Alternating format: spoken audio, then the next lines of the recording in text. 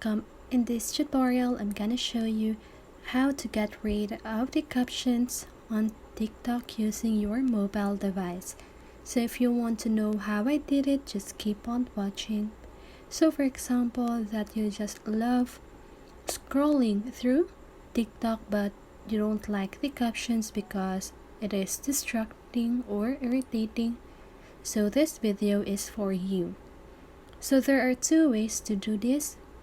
The first way is by having the clear mode on TikTok. To do that, you just need to long press on the video. As you can see here at the upper part, you have the clear mode, but on my device I cannot do it. So if you can do that, or if you can just go ahead and click on that. And clear mode means you can just go ahead and watch the video without the captions, the like button, the comment section, the save button.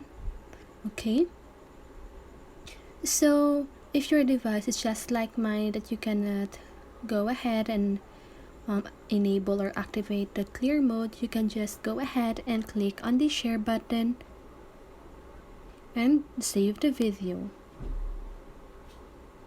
So just go ahead and save it, and you can just go ahead and watch that on your gallery or on your photos.